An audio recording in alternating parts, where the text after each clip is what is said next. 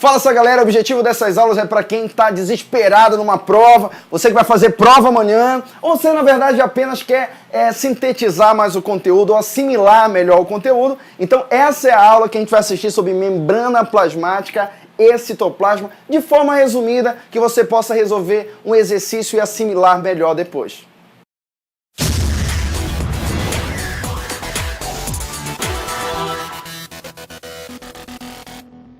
Bora começar a falar de membrana? Vou te mostrar de maneira bem simples. Agora, para entender de maneira bem simples, você tem que olhar para o esquema que eu vou montar aqui, porque lembra, para a gente aprender alguma coisa tem que ser visual, você tem que me escutar e você também tem que repetir do outro lado. Se você tem uma prova amanhã, se o seu objetivo é só lembrar do conteúdo, então preste bastante atenção. Preste atenção. A membrana plasmática, para quem não sabe, lembra comigo, ela é formada basicamente de quê, Kennedy? Ela é formada de lipídio e proteína. Ah, Kennedy, mas meu professor falou que ainda tem carboidrato, que é o glicocálice. Carboidrato, cuidado, nem toda membrana tem o glicocálice. Apesar de eu estar colocando aqui, ela vai ser encontrada, esse glicocálice, principalmente em animais. Vegetal não tem. Então, isso é uma coisa que você tem que lembrar. Do que é constituída a membrana, então, fala comigo, lipídio e proteína. A gente diz que ela é uma dupla camada de um lipídio chamado de fosfolipídio e dentro desses fosfolipídios tem grandes moléculas de proteína. Essa proteína é o que eu estou exemplificando aqui para vocês. Não esquece, tá? Dupla camada de fosfolipídio com grandes moléculas de proteína. Olha que interessante, galera. A membrana também, ela não é estática, ela não é parada, ela tem movimento. Por isso que a gente dá um nome para ela. Modelo do mosaico fluido. Isso vai cair na sua prova, cuidado. Modelo do mosaico fluido. É porque a membrana ela é fluida, ela tem uma fluidez. E mosaico é um joguinho que a gente tem várias peças diferentes lá, que a gente vai colocando as peças. Então, é como se fossem as proteínas em cima. Outra coisa que o professor ele vai te perguntar em prova lá. A gente deixa entrar qualquer coisa na membrana? Não, a membrana ela é chata. Quando o indivíduo ele deixa entrar qualquer coisa nele, a gente diz que ele é permeável. Quando não deixa entrar nada, a gente diz que ele é impermeável. Agora, quando ele seleciona o que entra, qual é o nome que a gente dá? Semipermeável. Você vai colocar na sua prova que a membrana plasmática ela tem uma permeabilidade seletiva. Não esquece disso, tá? Permeabilidade. O que faz ela escolher o que entra e o que sai nela, Kennedy? Em cima da membrana existe uma estruturazinha que parece um cálice, que o objetivo dela é identificar as substâncias estranhas. Ela parece um cálice e ela é formada de glicose. Chuta qual é o nome dela? É chamado de glicocálice. O glicocálice ele pode ser escrito assim, ele pode ser escrito com X também, tá? Se cair em prova, qual é a função do glicocálice que eu encontro em célula animal? Qual é a função do glicocálice? Você vai dizer que é o reconhecimento celular, transplante de um órgão, um vírus quer entrar na célula. Então esse é o glicocálice. Se vier em prova também, tem uma especialização da membrana que o professor ele pode te cobrar em prova. Quem é que mais cai em prova, Kennedy? É a microvilosidade. Não sei se você sabe, mas lá no seu intestino, especificamente no intestino delgado, ele não é liso, meus amores. Ele tem várias dobrinhas. Para que servem essas dobrinhas? Sabe o que você vai responder em prova? Olha aqui, presta atenção que vai vir na sua prova. Vai aumentar a superfície de contato para melhor absorver as substâncias. O que você comeu? Água, sais minerais, glicose. Qual é o nome disso, Kennedy? Microvilosidade. Microvilosidade aumenta a absorção se cair em prova, tá? Outra coisinha, só se vier em prova. Duas células elas podem ficar bem unidas, graças a uma especialização da membrana chamada de desmossomo. Anota aí, desmossomo serve para adesão celular. Ah, Kennedy, mas não vai cair só membrana em prova, vai cair também transporte pela membrana. Lembra para mim que eu tenho dois tipos de transporte específico, o passivo e o ativo. Chuta para mim quem é que gasta energia. É claro que é o ativo. O passivo ele não vai gastar energia, já está a função dele, ele vai a favor do gradiente de concentração. Pessoal, caiu em prova, olha como é simples. Difusão e osmose é passivo. Não vai me errar colocando que difusão e osmose é ativo. Tá? Ativo é bomba de sódio e potássio. De novo, caiu difusão e osmose é transporte passivo. Kennedy, qual é a diferença entre eles? Difusão simples é quando qualquer estrutura ela passa apenas pelos fosfolipídios, mas essa estrutura ela tem que ser soluto. Vou dar um exemplo de soluto, sal de cozinha. O sal de cozinha, ele é um soluto. Só que olha que interessante, você vai lembrar lá na sua prova que na difusão simples e na difusão facilitada é soluto, falou em difusão é soluto, só que vai de quem tem mais para quem tem menos, do hipertônico para o hipotônico. O objetivo, galera, sempre na natureza é equilibrar. Se esse cara ele tem mais, então ele vai passar para quem tem menos. Kennedy, qual é a diferença do simples para a facilitada? A facilitada, a única diferença dela, ela tem uma proteína que facilita. Ai, não sabe? A proteína, ela facilita o processo, ela facilita a entrada de substâncias, tá? Então essa é a única diferença. Falou de soluto, falou que não gasta energia, é difusão, tem uma proteína para facilitar, é difusão facilitada. Tudo bem? Agora falou de solvente, falou de água, não pensa duas vezes e pode marcar osmose. Isso se for passivo, sem gasto de energia. Galerinha, a osmose ela é o contrário. A osmose, em vez dela ir de quem tem mais para quem tem menos, a osmose, o objetivo dela, sem sacanagem, é o sal puxar a água. Vou dar um exemplo para vocês. Se você pega uma lesma, joga sal em cima da lesma, chuta para onde é que a água vai. A água entra na lesma ou sai da lesma? Kennedy, a vida toda eu fiz isso, é claro que a água vai sair. A lesma vai desidratar. Sabe por quê? O sal, ele puxa a água. Logo, você vai dizer que sempre a água é o contrário. Vai para quem está mais concentrado, para o hipertônico. Como é que você vai lembrar em prova? Você vai lembrar que o sal, ele puxa a água. Falou em água, você vai lembrar de osmose. Vou dar outro exemplo para vocês. Se cair em prova lá, falar de salada. Por que a gente deve salgar, jogar lá a vinagrete, um bocado de coisa na salada, só quando a gente vai comer? Sabe por quê?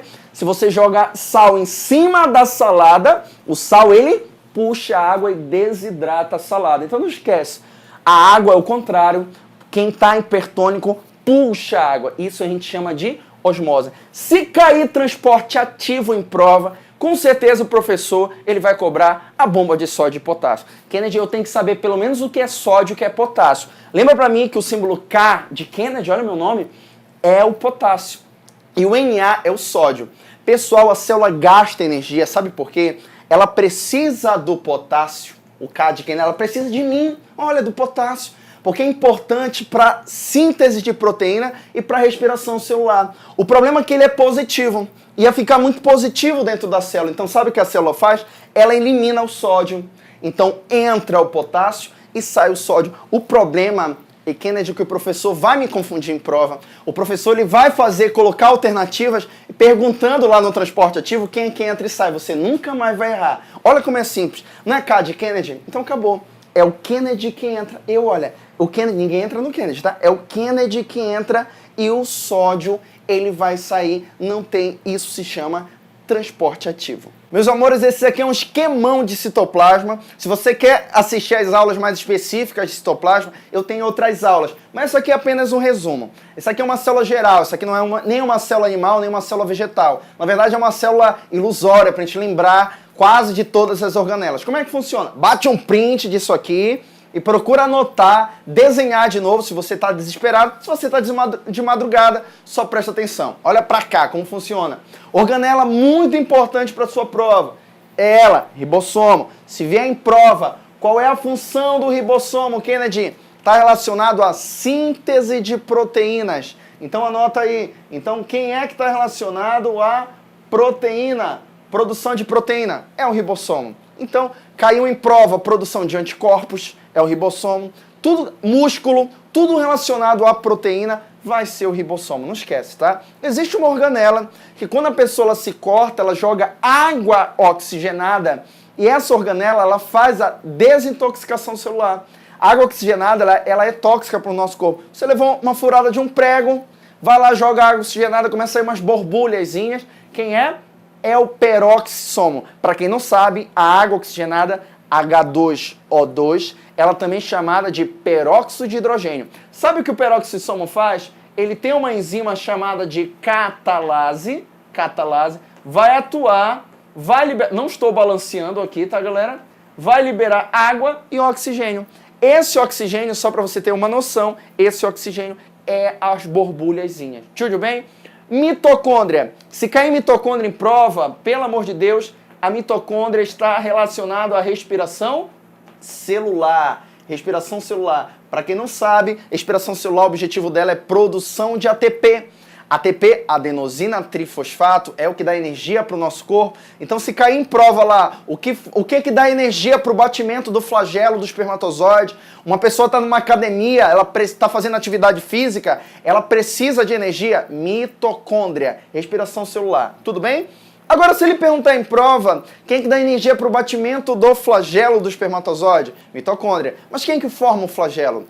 São os centríolos. Só para você ter uma noção, função do centríolo em prova, forma cílios, forma flagelo, forma lá o fuso da mitose e da meiose que movimenta os cromossomos. Esses são os centríolos. Cloroplasto, em célula vegetal apenas, essa é uma célula geral.